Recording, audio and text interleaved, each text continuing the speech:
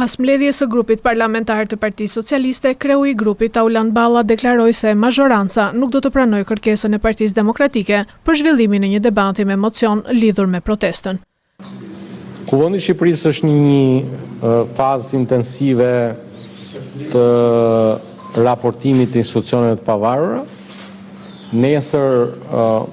Kuvendi i Shqipërisë ka një seancë kryesisht dedikuar procesit të raportimit të institucioneve të pavarura. Mbledhja e grupit parlamentar të Partisë Socialiste ishte tërësisht e fokusuar tek agjenda jonë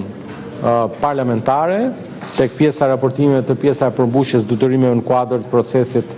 të parafrimit legjislacionit dhe po ashtu në cilësinë e kryetarit të grupit parlamentar kam informuar grupin parlamentar mbi qëndrimin që do mbajmë edhe me disa kërkesa që kanë ardhur me debate, sikurse kam pasur një komunikim me ju javën e kaluar në fund të konferencës kryetarëve dhe tani mund ta ndaj me ju që sa i përket një kërkese për mocion me debat mbi disa siç janë formuluar, pra disa kërkesa nga grupi parlamentar i Partisë Demokratike të lexuara nga protesta, e kam thënë dhe duhet ta rishpreh, as nuk e pranoj dhe as nuk e njoh Partinë e Saliut interlokutor mes nesh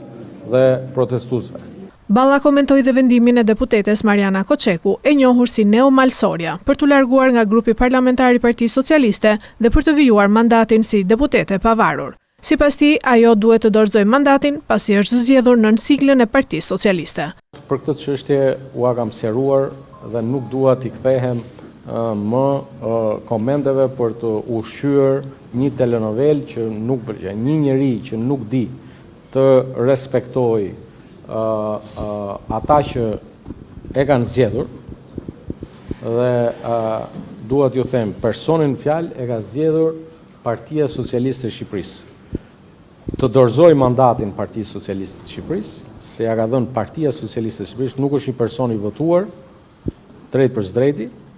dhe kur të votohet drejt për drejti ka drejt dhe të përdorë mandatin. Kreu i grupit socialist gjithashtu theksoi se çështjet e brendshme të grupit nuk duhet të kthehen në debat publik, ndërsa nënvizoi se mazhoranca do të vijojë punën e saj parlamentare.